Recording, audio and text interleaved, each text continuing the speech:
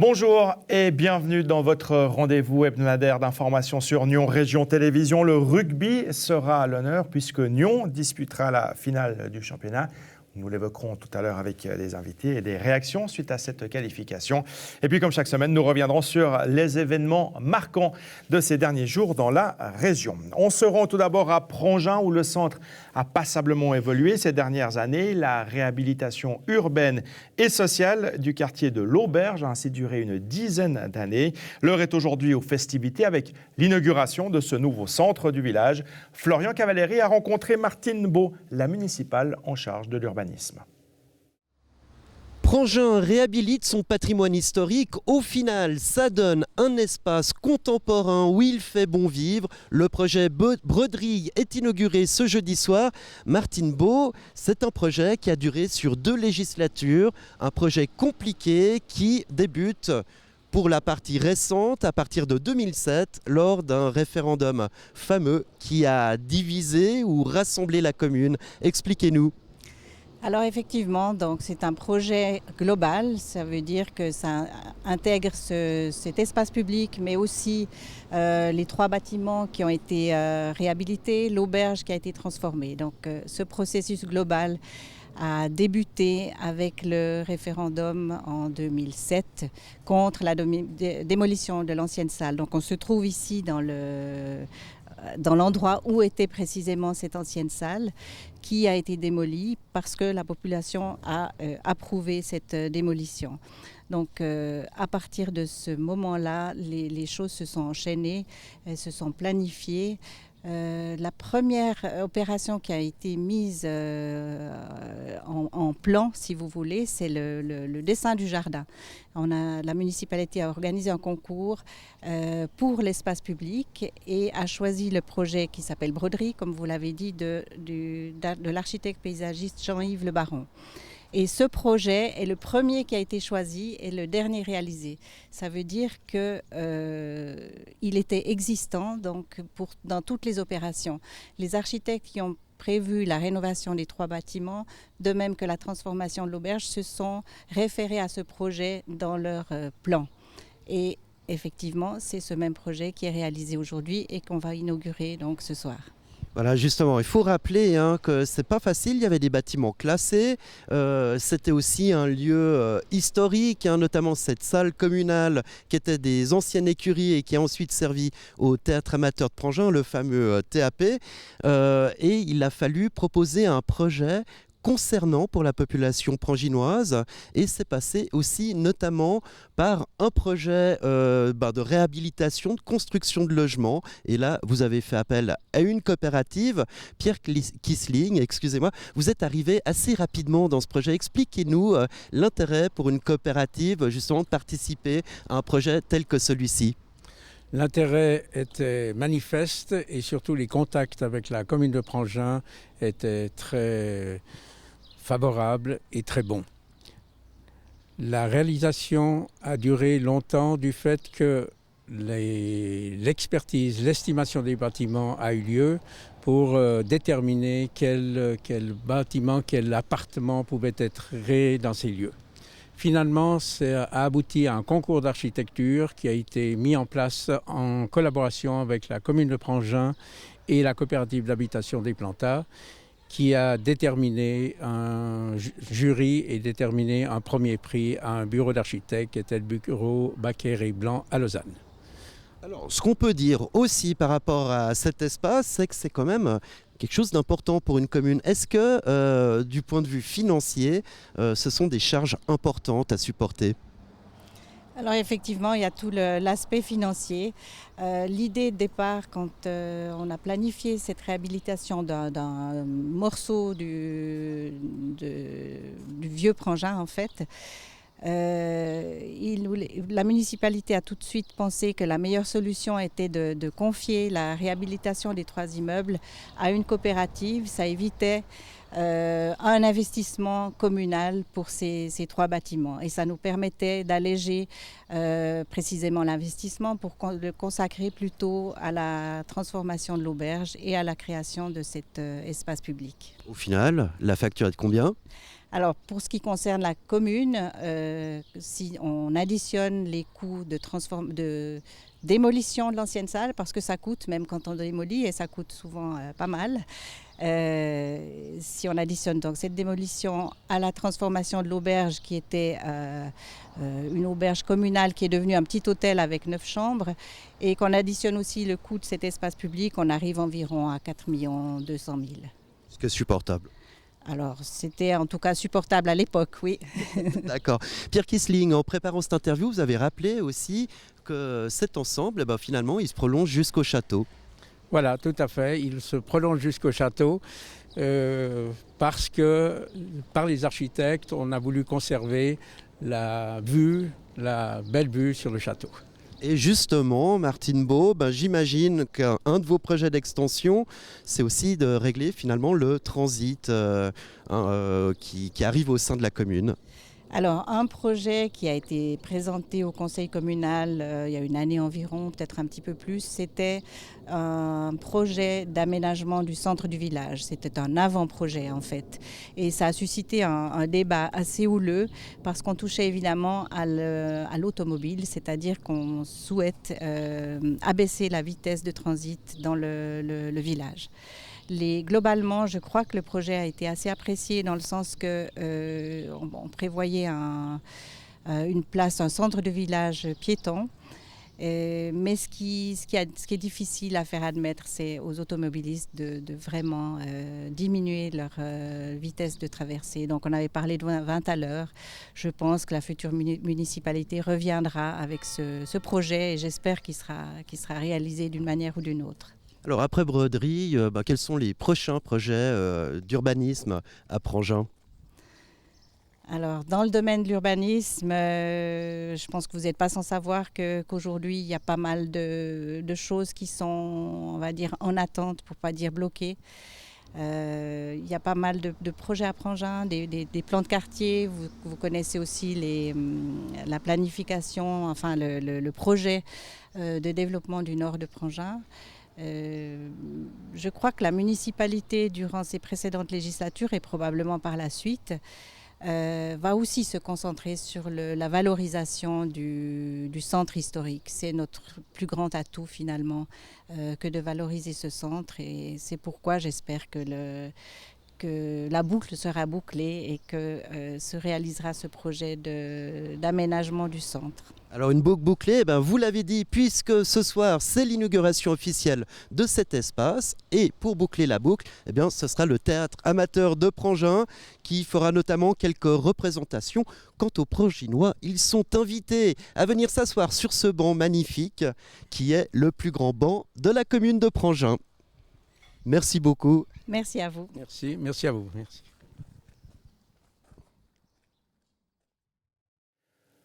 Harold, le projet de quartier Gare Nord Schenk est actuellement à l'enquête. Il s'agit d'une deuxième mouture tenant compte de la vague d'opposition ayant surgi lors de la première présentation du projet. Et force est de constater que ce n'est toujours pas du goût du collectif Kelroll. Alors, 2 membres de ce collectif sont présents sur ce plateau pour en parler.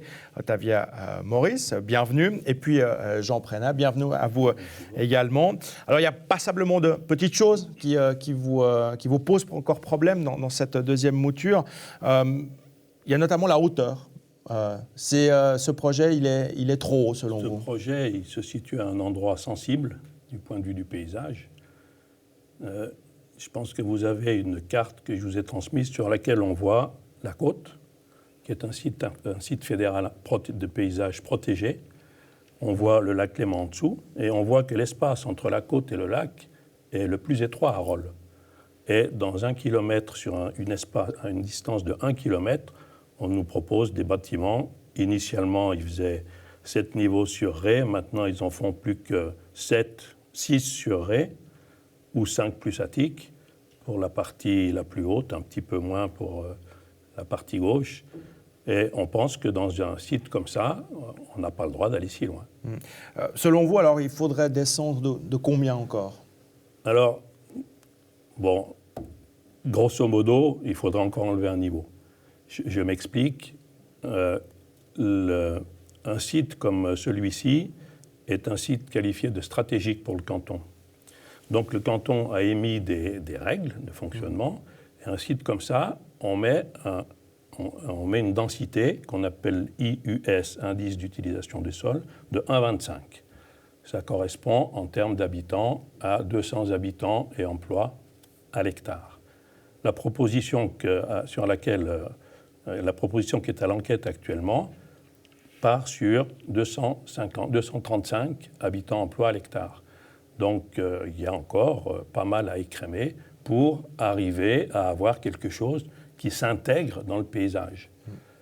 Un des autres griefs que vous faites à ce projet, c'est notamment le manque de logements sociaux. Il n'y en a pas assez selon vous? Oui, alors les logements sociaux, on nous dit qu'il y en aura, mais en même temps, quand on voit le genre de construction, l'emplacement, etc., on voit bien que, et aussi la surface des habitations, on voit bien que ce ne sera pas des logements qui s'adresseront ni à la population locale, ni aux personnes âgées, ni encore moins aux jeunes générations, alors que à Rolle, au début, quand le projet a été présenté, beaucoup de gens disaient « Ah, mais c'est bien parce qu'on aura enfin du logement pour nos jeunes ». Or, quand on va regarder, très probablement, ce sera des logements qui s'adresseront à des expatriés et voire même, je crois qu'il y a un projet d'intégration de Rolle dans un grand Genève. Tu peux justement développer sur ce point. Le problème qui nous chiffonne quand même pas mal, c'est que, si vous voulez, Rolle est en train de récupérer le trop-plein de Lausanne et Genève sur un territoire qui ne peut pas absorber indéfiniment du monde.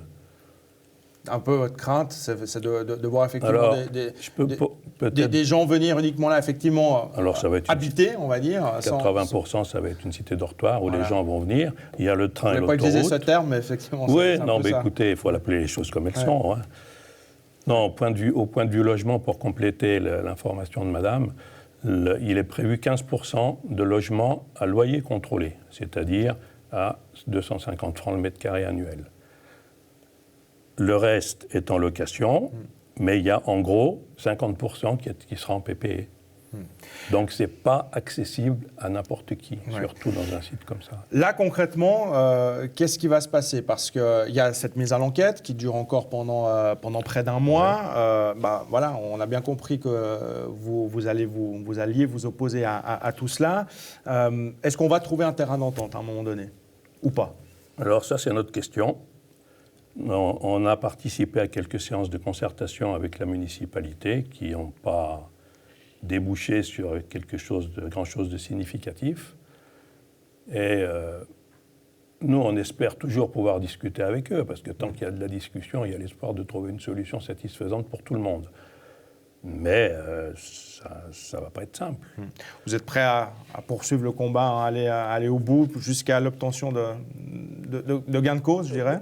Oui, dans la mesure du possible, oui. Nous n'allons pas baisser les bras. Il y a déjà beaucoup de personnes qui ont manifesté leur mécontentement et leur opposition. Donc maintenant, il faudra voir justement s'il y a moyen de continuer une concertation avec la municipalité, tant mieux, mais dans un esprit justement d'écoute aussi, parce que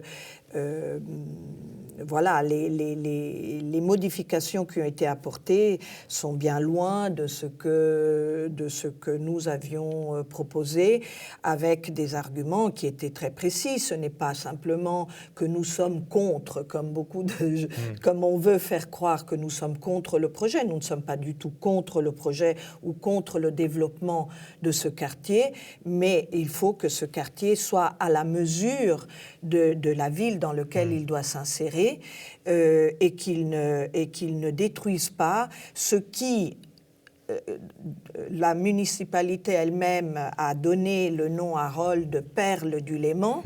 Et donc, cette perle du Léman, elle doit absolument être préservée parce que c'est aussi son atout. J'entends, si on veut que Rolle soit attrayante et désirée, et comme perle du Léman, il faut qu'on la préserve. Et les qualités des Rolles, c'est la qualité de vie, c'est l'intégration, c'est le paysage, c'est ce merveilleux coteau de vignobles avec tous les vieux domaines. Et cette partie-là de paysage va être complètement cachée et on verra ce quartier depuis le lac de partout, bouchant la vue sur le lac, etc. Il y aura, comme on a dit, une augmentation de population qui est totalement disproportionnée, qui va se faire en très peu de temps, alors que même les projets de développement cantonaux sont à 2030, et là, on aurait épuisé toutes les requêtes du canton. Et puis une augmentation de circulation, de problèmes de parking, de services publics, de tout ce qui va avec. Donc nous, on aimerait quand même, n'oublions pas aussi la disparition de tout l'artisanat, qui est important et qui est aussi une partie importante, un élément important de la société rolloise. Ce qui fait la beauté de Rolle, c'est justement cette multiplicité de populations, de gens qui sont installés, qui travaillent, et là, ça va disparaître. Eh bien, merci beaucoup. Je suis obligé de vous interrompre parce qu'il faut qu'on poursuive avec l'actualité. Oui. Mais merci beaucoup d'être venu sur ce plateau pour nous exposer vos arguments et on verra effectivement si vous êtes entendu par la municipalité et où tout cela effectivement aboutira. Merci en tout cas d'être venu nous en parler. Merci à vous. On arrive en fin de législature, marquée également par la fin de l'année de présidence de Claude Farine à la tête du conseil communal de Nyons. Et comme le veut la tradition, c'est en musique que le premier citoyen de la ville a tenu à fêter la fin de son mandat. Et Florian Cavalieri a assisté à la sérénade du président. Le président est tournant, c'est-à-dire qu'il ne reste qu'une année. Et à la fin de chaque année, la fanfare lui offre un concert. Et à partir de là, le président peut faire ce qu'il veut autour de ce concert. Alors il y en a qui invitent des amis proches. Mon prédécesseur, il a invité ses voisins. Il l'a fait d'ailleurs près de la halte d'Union Saint-Sergue. Moi, j'ai fait très très large.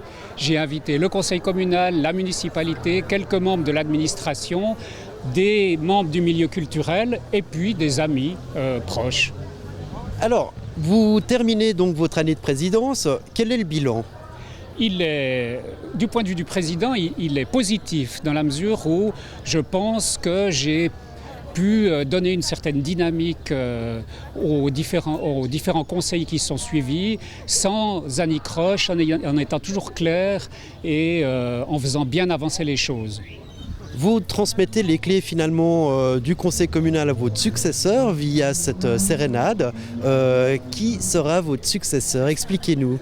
Alors, moi je suis en fonction jusqu'au 30 juin. Le 1er juillet, il y aura une nouvelle présidente, si tout va bien. J'ai encore un conseil communal à faire le 27 juin, donc je ne suis pas au bout de mes peines. Donc vous voyez que c'est la première vice-présidente qui devient présidente, qui sera élue le 20 juin lors de l'installation des autorités et qui occupera mon poste pendant une année. Et c'est donc Madame Christine Troyet, si tout va bien. C'est une verte. D'accord. C'est justement une année charnière, fin de législature, début de nouvelle législature. Est-ce que ça se fait d'une façon particulière, cette transition ? Non, je pense que, comme au début de chaque législature, il faut rediscuter un certain nombre de choses. Ça ne va pas toujours facilement, mais au bout du compte, j'espère qu'on trouve des solutions de compromis qui plaisent et à la gauche et à la droite, si on veut dire. Dernière question, ce soir, vous allez mener le conseil communal à la baguette. Oui, effectivement. Alors l'autre tradition, c'est que un des morceaux joués par la fanfare doit être dirigé par le président. Mais je vous avoue qu'on n'a pas fait de répétition, donc c'est vraiment un saut dans la piscine. Rolle a vécu 2 jours durant, comme en 1900. La manifestation pour sa première édition a rencontré un franc succès. Retour en images sur ce week-end de festivités appelé très probablement à connaître une suite.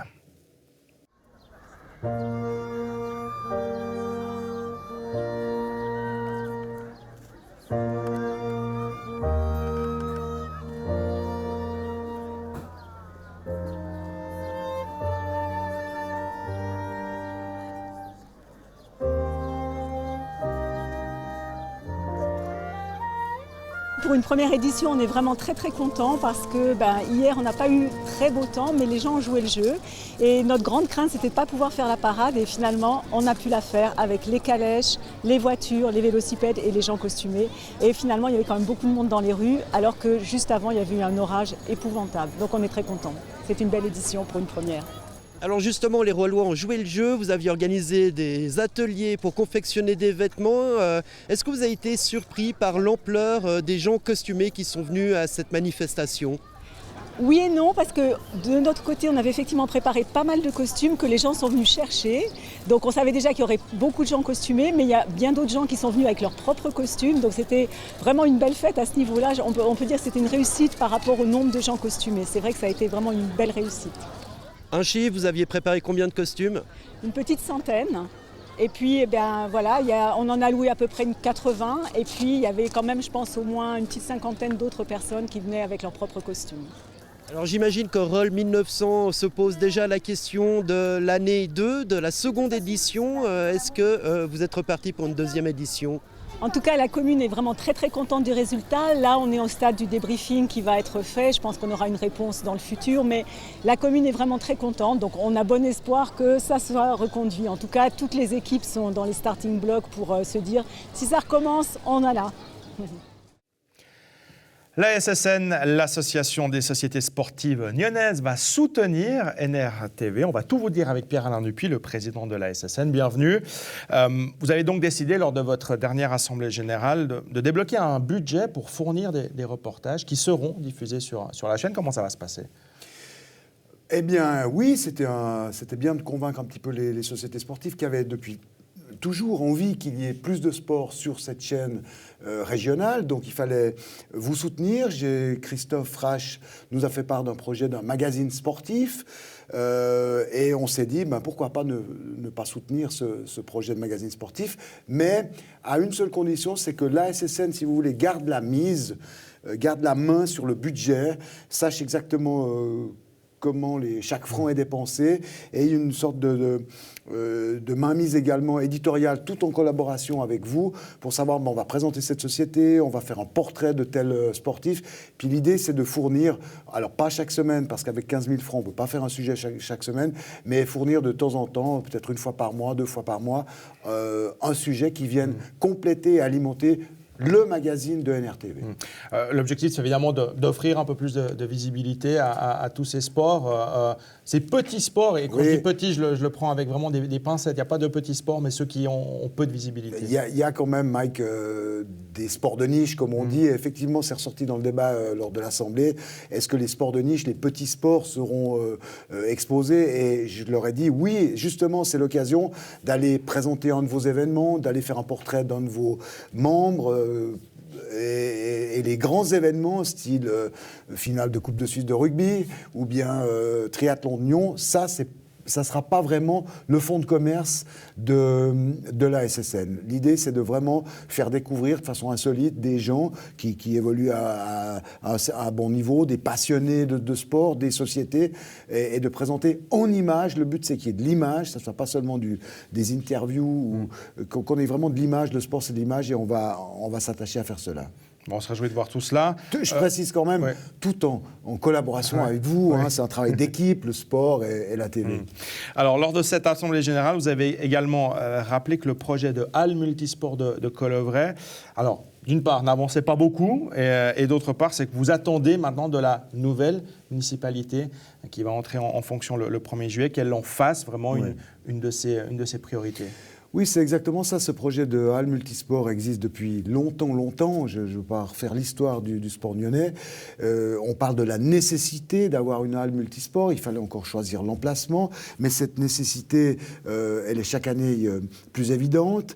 Le nombre de sportifs, que ce soit chez les jeunes, que ce soit chez les actifs, que ce soit chez les seniors, augmente. Mais il n'y a toujours pas de place. On nous a fait, à nous à SSN, mais également à l'ensemble de la population, des promesses. Depuis 2008, on disait que c'était imminent, qu'on était à bout touchant, puis finalement les projets ont été retirés. Donc maintenant, on va profiter de cette nouvelle municipalité pour faire une lettre d'intention de la part de la SSN pour leur demander à ce que le projet de halle multisport soit dans les priorités de la législature, avec, si possible, une réalisation bien effective, on va dire avant 2020. On peut toujours rêver. Oui. Il y a encore du boulot pour cela, effectivement, parce que là, c'est vraiment une lettre d'intention que vous allez envoyer à la nouvelle municipalité. Merci beaucoup, Pierre-Alain, d'être venu nous parler de tout cela et de nous avoir amené ces bonnes nouvelles, puisqu'il y aura encore, effectivement, du sport et toujours du sport sur NRTV. À bientôt. Merci, au revoir. Et bon euro. Merci. Destilac, c'est une manifestation organisée par la Jeune Chambre internationale de la Côte et ce sera le 12 juin, le dimanche 12 juin, un condensé d'épreuves sportives et ludiques. Ça se déroulera entre les Abériaux à Prangin, La Givrine et Trélay. VTT, course à pied, trottinette et autres surprises attendent les participants de cette deuxième édition. On vous en dit plus avec Joël Bongard, c'est le président du comité d'organisation. Le port des Abériaux, c'est le centre névralgique de Destilac, seconde édition de cette fête du sport fun, organisée par la Jeune Chambre internationale. Je suis avec le président du comité d'organisation, Joël Bongard. Destilac, c'est un concept qui est touffu, qui est finalement, comment on l'explique ? Alors, tout d'abord, bonjour. Donc, effectivement, c'est une manifestation sportive qui a pour but de regrouper un maximum de personnes. Donc pour ce faire, on a réparti la journée sur deux choses. Le matin plutôt destiné à la compétition, avec une partie VTT, une partie course à pied. Donc c'est vraiment pour les compétiteurs, possibilité de le faire ou en équipe ou en relais, donc par équipe ou en relais individuel, ou même faire qu'une des deux disciplines. Et puis l'après-midi, plus destiné cette fois-ci aux enfants, aux familles, où là il y a une course de bouée, une course de trottinette qui se feront ici sur Prangin. Alors Destilac, c'est le trait d'union du district, on peut le dire, de la Givrine aux Abériaux. C'est important pour vous de réunir toute la région sur ces parcours et puis ensuite cette grande fête à Prangin. Exactement, donc le but principal aussi de ça, c'était de relier la montagne au lac. Donc c'est vrai qu'on a un district qui permet de le faire. Ça permet effectivement de regrouper toutes ces communes et ce district qui est quand même relativement grand. Donc c'était exactement ce qu'on souhaitait faire et je pense qu'on arrive à le faire. Alors justement, vous l'avez dit, il y a une partie qui est vraiment purement sportive, c'est la course à pied et le VTT. Mais est-ce qu'on vient à Destilac pour faire des résultats ou est-ce qu'on vient pour passer un bon moment quand on est compétiteur ? Non, c'est vrai qu'on essaye de rendre la journée vraiment des plus sympathiques, des plus festives. Après, il y en a pour tout le monde. Donc celui qui veut faire un temps pourra faire un temps le matin. Celui qui veut venir s'amuser, débuter le VTT, il pourra le faire. Ou faire la course à pied entre amis, c'est tout à fait faisable. C'est vraiment aussi l'idée de base. Et puis ce volet qui est dédié aux enfants, alors ça c'est aussi incroyable, vous avez prévu des choses, il y a un petit secret, j'ai vu sur votre site, mais il y a quand même une course de trottinette, un parcours de bouée, ça c'est le côté un peu fou des organisateurs. Oui, exactement, alors c'est vrai que la course de trottinette, ça c'est vraiment destiné uniquement aux enfants. Où cette année on a un petit peu étoffé en mettant même des obstacles dessus, donc les parents devront participer à cette course-là aussi en déchaussant, chaussant les enfants, donc ça va être assez rigolo. Et puis ensuite, course d'obstacles de bouée, donc ça c'est vraiment la création d'Estilac, donc on est assez fiers de ça. Et puis ici, c'est différents obstacles, à peu près 6 obstacles sur le parcours, notamment un gros obstacle d'une 30aine de mètres. Et là c'est la nouveauté de cette année. Et puis cette course de bouée, finalement, le dossard, c'est la bouée. Donc chacun doit courir avec et doit terminer avec. Donc voilà, c'est sympathique. Et on se réjouit de voir le monde sur ce parcours-là. Voilà, il ne va pas falloir perdre sa bouée. Je rappelle que les inscriptions sont en cours, mais on peut aussi s'inscrire le jour même. Alors exactement, les inscriptions online jusqu'à jeudi, mercredi aujourd'hui, 23h59. Et puis ensuite, le samedi de 14h à 18h, où là, toutes les disciplines peuvent être inscrites. Et puis dimanche matin de 7h30 à 9h30 pour la course à pied. Et puis les autres disciplines qui sont la bouée, la trottinette, durant la journée jusqu'à avant le départ de la course. Alors ça c'est pour les compétiteurs de tout âge, un jeune, plus âgé, vrai fou de la compétition. Mais il y a aussi des spectateurs. Et qu'est-ce qui est prévu pour eux ? Alors les spectateurs ici, il y aura de toute façon différentes animations durant la journée. Il y aura du stand-up paddle dans le lac juste à côté du restaurant des Abériaux. Il y aura du mayak polo aussi, ça sera une nouveauté en Suisse, donc en tout cas une première en Suisse. Et puis bien sûr après des animations, des stands de nourriture et de boissons.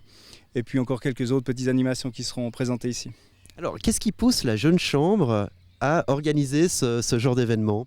La Jeune Chambre a pour but de dynamiser un peu les régions. Donc il y a différentes antennes qui sont disposées sur les cantons, dans le pays et même de manière internationale. Donc l'objectif est vraiment de dynamiser, regrouper. Donc on le fait par le biais de Destilac, mais on le fait aussi par le biais de la fête de la vigne qui a lieu au mois d'octobre. Et puis les cornets du cœur aussi qui sont plutôt en fin d'année où là c'est plus pour aider les gens dans le besoin. Et puis dans la période de fête. Donc voilà, le but c'est vraiment aussi de soutenir, dynamiser la région. L'objectif, c'est d'avoir des nouveaux membres ou c'est vraiment finalement d'offrir une activité conviviale, sympathique au grand public ? Alors bien sûr, des nouveaux membres, bien sûr, ils sont tous bienvenus. Il faut savoir qu'à la Jeune Chambre, à partir de 40 ans, vous êtes contraint de sortir de la Jeune Chambre. Donc forcément, on a un besoin de renouvellement de membres. Donc ces différentes manifestations attirent aussi un peu de nouveaux membres. Bien sûr que tout le monde est le bienvenu. Donc voilà, c'est un peu aussi cet objectif. Joël Bongard, on va finir en rappelant les horaires de ce week-end. Alors les horaires de départ pour le VTT c'est 9h15, 9h20. Ensuite la course à pied à 10h30 à Trélay. Et puis l'après-midi 14h pour la course de trottinette et 15h pour la course de bouée. À 14h, Hélène Sprunger donnera le lancement de la course de trottinette. Voilà, elle vient pour une bonne œuvre. Hein. Exactement, pour la fondation Sportsmile que nous soutenons et que nous avons déjà soutenu l'année passée.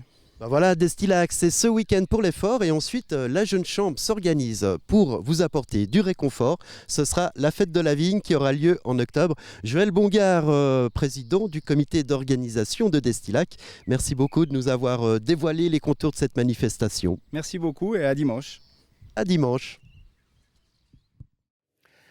Le Nyon Rugby Club s'est donc qualifié pour la finale du championnat. Une victoire sans appel, 33-8 le week-end dernier face à Hermance en demi-finale. La possibilité donc pour les Pirates d'aller maintenant chercher ce titre qui les fuit depuis 2008. Philippe Karst, le manager du NRC, est avec nous. Bienvenue. Bonjour. Et puis Arnaud David, journaliste au quotidien de la Côte, nous a rejoint également. Bienvenue Arnaud.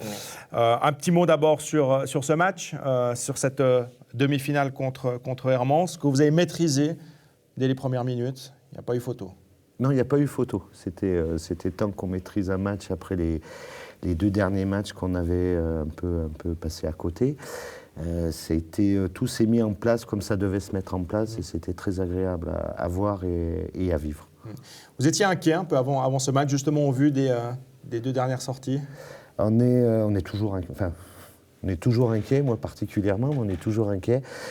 Surtout face à Hermance. Ce n'est pas une équipe qui revenait du fin fond du classement, qui a fait une remontée exceptionnelle avec beaucoup de volonté. Donc on se demandait ce qu'ils allaient produire comme jeu et comme envie. C'est toujours un peu l'inquiétude face à eux. Donc on était forcément inquiet, oui, de voir une demi-finale, pouvoir pas se louper à la demi-finale. Ce match, vous l'avez suivi à Arnaud David, ils l'ont, comme on l'a dit, ils l'ont maîtrisé de bout en bout et c'était important justement de se ressaisir. Ce n'était pas le moment de flancher. Non, au contraire, surtout qu'on a douté après cette période de 2 matchs consécutifs qui avaient vu les Nyonnais un petit peu traverser une période de doute. Donc on ne savait pas dans quel état on allait les retrouver contre Hermance. Et le doute n'a pas duré longtemps. Dès leur entrée sur le terrain, on a vu qu'ils étaient venus pour l'emporter. Ils étaient très motivés, ce qu'on n'avait plus vu depuis 2 rencontres. Donc on a retrouvé les Nyonnais qui dominaient un petit peu le championnat au printemps. On va écouter quelques réactions de joueurs, puisque Florent Cavalieri était présent à cette rencontre également. Géraud d'Espinay-Saint-Luc, Cyril Lin de joueurs, et puis le président Jean-Pierre Petman s'exprime à son micro. Alors ce match? Très bien, écoutez, on a eu le résultat. Reste à espérer, on est enfin en finale, donc voilà. Une très belle saison. Et puis une bonne cohésion de groupe. Bel engagement aussi, hein. On savait que Hermance, de toute façon, c'est un peu notre ennemi en soi par rapport à toutes les saisons. On sait qu'on a été... C'est pas de la bière, hein, je précise. L'engagement allait être difficile et puis on a réussi à finir au-dessus d'eux.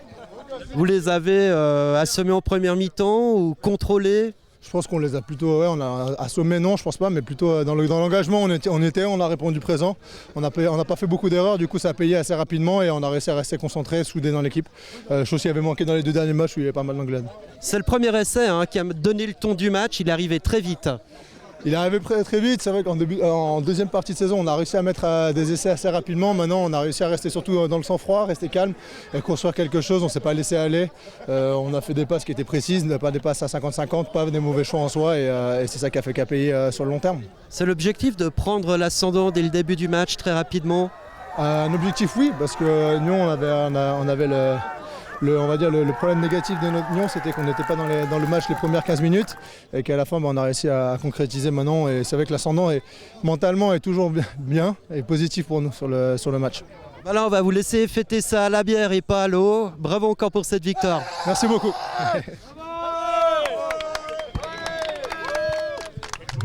Comment va le président, premièrement, là? C'est bon, c'est la finale, la semaine prochaine? Ouais, comme à peu près chaque année, mais cette année, je pense si on joue simplement, on va aller au bout. Ouais, cette année, il s'agit de la gagner, cette coupe. On va tout faire pour.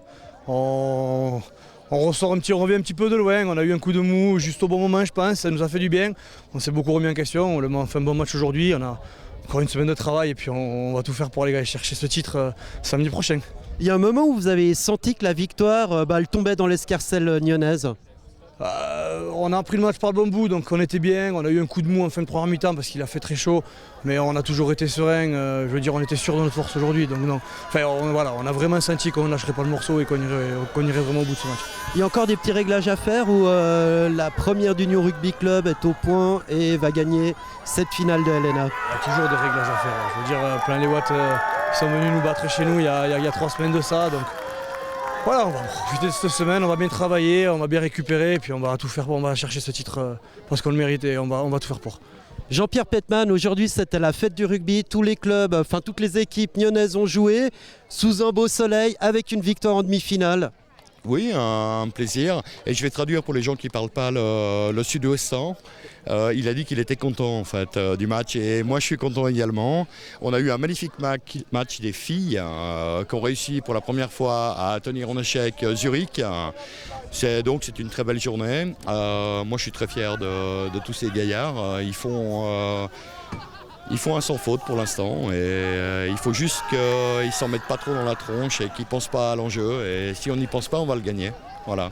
Alors justement, le mot du comité, du président du club aux joueurs pour la semaine prochaine, c'est quoi? Sortez-vous les pouces, entraînez-vous correctement cette semaine et puis gagnez-moi ce titre. Il n'y a rien à rajouter. Merci beaucoup, messieurs. Bravo, belle victoire et puis vivement la finale la semaine prochaine. Merci. Merci. La star. Merci Jean-Pierre. Ce qui est positif dans cette victoire également, c'est le fait d'avoir marqué 4 essais. C'est important, je veux dire, pour la confiance aussi, d'avoir retrouvé cette percussion offensive. Mais c'est clair que ça rassure de marquer, ça redonne confiance à tout le monde de savoir qu'on peut à nouveau marquer et qu'on peut le faire quand on fait les choses comme il faut. Maintenant, c'est la finale. Parce que c'est bien d'aller en finale, mais une finale, comme on le dit en règle générale, ça ne se joue pas, ça se gagne. Tout à fait. Donc ce sera contre Geplo. Comment vous la voyez, cette finale?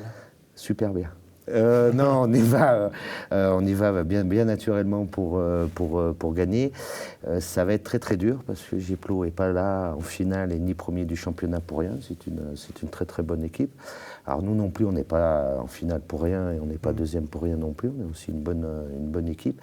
Mais ça va être un match qui va être, je pense, très très dur, surtout à Plan-les-Ouates parce qu'il y a toujours une ambiance qui est un peu électrique sur Plan-les-Ouates. Et ça va être un match où il va falloir rien lâcher pendant 80 minutes si on veut ramener cette coupe à Nyon. Est-ce que vous partagez l'optimisme de Philippe Karst? Oui, tout à fait. Bon, je pense déjà qu'on a affaire à la plus belle affiche de finale qu'on pouvait avoir. Ce sont les 2 plus beaux jeux qui sont produits dans le championnat. Geplo qui a un jeu tout en mouvement, très, très séduisant, et Nyon peut-être un peu plus complet, plus en force également. Ce qu'on peut souhaiter également, c'est d'avoir les deux équipes à leur meilleur niveau. Donc Geplo qui a dominé la première partie de saison, Nyon qui était beaucoup plus convaincant dernièrement. Mais une finale est un match tellement différent, donc je pense que ça va beaucoup se jouer sur le mental. Parce que physiquement, les deux équipes sont certainement au point. Et c'est la première équipe qui prendra l'ascendant, je pense, aura vraiment fait un grand pas. Est-ce qu'on prépare différemment un match tel que celui-là, une finale, par rapport à un autre match ? Oui et non. Un peu de réponse un peu bizarre, mais on la prépare un peu différemment parce que l'objectif, c'est bien sûr samedi et puis Geplo avec les consignes qui sont données. Non, parce que ça va être un match, pour nous, un match comme les autres contre Geplo pour éviter de se mettre une pression inutile à quelques jours de ce match. Alors on va en parler justement de cette finale avec les entraîneurs. On va les écouter. Ils reviennent tout d'abord sur cette demi-finale et ils évoquent donc ce match, cette finale à venir. John, Patrice, ça y est, c'est fait. Le Nyon Rugby Club est en finale. Magnifique match, très engagé. Oui, très beau match. On attendait une réaction des joueurs, surtout collective et dans le jeu, qu'on retrouve un peu notre rugby qu'on avait perdu les 2 dernières semaines. Et puis là, on a retrouvé plus que du rugby. On a retrouvé une belle équipe d'enthousiasme, de l'engagement et on a été intelligent dans notre jeu, dans la stratégie. Et le score montre bien la physionomie du match. Et on est vraiment content. Ouais. Ouais, l'engagement, c'était le maître mot de cette partie. Un match très physique avec des bons packs. 3 essais en première mi-temps, c'est ça, 3 essais qui ont un peu tué le match. Après, vous avez maintenu la distance. Oui, on a maintenu la distance parce qu'il y a un bon engagement, les joueurs sont solidaires. Mais bon, ça aujourd'hui, c'est la partie la plus facile. Là, on arrive en finale et la finale, c'est autre chose. So, là, j'espère de boire 2-3 bières ce soir, pas trop. On est une semaine de boulot et si on ne gagne pas semaine prochaine, aujourd'hui, ça ne sert à rien. On peut dire que le Nyon Rugby Club est très confiant maintenant, mais avant ce match, c'était pas forcément le cas. Il y avait eu 2-3 petits avertissements au niveau du jeu. Oui, mais bon, il y a toujours des périodes hautes et des périodes basses dans la saison. Et bien voilà, Hermans, ils sont en train de rentrer dans la période basse. Et nous, on a vécu il y a 2 semaines. Ça nous a permis de repartir de bas et repartir encore plus fort. Et donc c'est pour ça qu'on remonte dans cette dynamique. Donc la semaine prochaine, je pense qu'on va arriver encore plus confiant qu'on a été auparavant. Alors justement, la semaine prochaine, c'est la finale. Où et contre qui ? Contre Genève à Genève. Donc Geplo. Ouais, Geplo, parce que nous, on est mieux à l'extérieur de la maison. C'est une équipe qui vous convient bien. Hein. Vous aviez gagné, on peut dire, assez confortablement la dernière fois contre eux. Oui, en effet, enculé ici par 38 points. Voilà, mais en match aller, ça va plutôt bien. Ouais, les deux sont l'histoire. C'est semaine prochaine qui compte. On ne va pas regarder derrière, juste devant. Hein. Bon, en tout cas, maintenant, c'est la victoire du Nyon Rugby Club. Et puis ce soir, c'est la fête à base de bière, de fêtes, de chants. Et... Raisonnamment quand même, le plus important c'est la semaine prochaine. On est quand même au rugby. Oui, on va en boire 2-3 pour se retrouver en équipe et parler de ce magnifique match. Mais après, on va surtout se reporter sur la semaine prochaine. Notre objectif de début d'année c'était le titre, donc c'est de gagner la demi-finale, mais c'est la dernière marche la semaine prochaine. Bon, on vous attend sur notre plateau pour fêter ce titre. Hein. Ah, mais attention au plateau, rembourrez-le parce que si on ramène le titre, il risque d'y avoir le feu sur votre plateau. C'est noté, alors gagné. Merci messieurs. Merci. Bien, c'est évidemment tout le mal qu'on souhaite à cette équipe de Nyon que de remporter cette finale, même si on tient encore à notre plateau et à notre studio pendant quelques instants. Philippe Karst, vous êtes optimiste, évidemment, on va pour la gagner, cette finale. Ça reste du 50-50 ou il y a quand même une équipe qui part un tout petit peu favorite? Non, je dirais, moi, je préfère Nyon, mais je pense que c'est 50-50. Ça va se jouer, comme toujours les finales, sur des détails. Ce que disait Arnaud sur l'envie de vouloir la gagner ou pas. Physiquement, on est similaire à eux. Rugbystiquement parlant, on est similaire à eux. Ça va être l'envie qui va faire la différence de savoir si on veut rentrer à Nyon avec ou pas. L'objectif de la saison, c'est le titre, évidemment. Ça fait quelques années que vous courez après ce titre. On peut imaginer l'attente et puis la déception que représenterait une défaite. Il ne faut pas y penser, mais c'est clairement l'objectif. C'est clairement l'objectif parce que sur les 5 dernières saisons, on va faire la 4e finale. Donc je pense que le Nyon Rugby Club est un des rares clubs en Suisse à être toujours au top niveau depuis 5-6 saisons, toujours dans les phases finales. On a fait, je crois, les 8e, sur les 9 dernières saisons, je crois qu'on a fait les 8e playoffs d'affilée. Donc c'est pas mal du tout. Et c'est clair que l'objectif, c'est on travaille 11 mois pour ramener cette coupe à la maison. Selon vous, Arnaud, quel est le petit plus qu'a Nyon par rapport à Geplo et qui va permettre à Nyon de gagner ce titre? Peut-être cette quête de titre qui leur échappe depuis longtemps leur donnera peut-être la petite fin, la petite grinta supplémentaire. Mais je rejoins tout à fait Philippe, c'est vraiment du 50-50 cette année, vraiment. Ouais. Alors Nyon, peut-être, juste une statistique, fonctionne très très bien à l'extérieur. Donc peut-être le fait de jouer à Plan-les-Ouates leur enlève peut-être une petite pression et un surcroît de motivation qui pourrait peut-être faire la différence samedi. Donc le match c'est samedi à 15h au stade des Sherpines à Plan-les-Ouates. Les supporters sont évidemment les bienvenus. Alors, il y a une équipe de supporters exceptionnelle à Nyon. Je l'ai mis sur Facebook, mais je pense qu'on a déjà gagné un titre, c'est celui des supporters. On est déjà champion suisse des supporters. Il y a un bus qui part de Colovray à 13h30 samedi pour emmener les supporters à Geplo. Voilà. Et faire du bruit. Ouais, et faire du bruit et vous soutenir. Et on l'espère faire la fête. Faire la fête. Après le match. Ouais. Ok. Bonne chance. On croise les doigts, on tient les pouces, on fait tout ce qu'il faut faire pour qu'effectivement Nyon sorte vainqueur, le Nyon Rugby Club sorte vainqueur de cette finale. Et on vous attend jeudi prochain. Oui, la coupe. Avec la coupe. Et un nouveau studio après. Ouais, ça, on en reparlera après. Bonne chance à vous en tout cas. Merci d'être venu. Merci Arnaud David également d'être venu sur ce plateau. Voilà, c'est tout pour aujourd'hui. Dans un instant, il y aura le débat, il y aura la culture également à la suite des programmes sur NRTV. Le ballon est tombé, on le ramassera après. Et puis, n'oubliez pas notre site nrtv.ch, notre page Facebook également, où vous retrouvez toutes les informations, toutes les émissions. Très belle suite de programmes à vous et à très bientôt.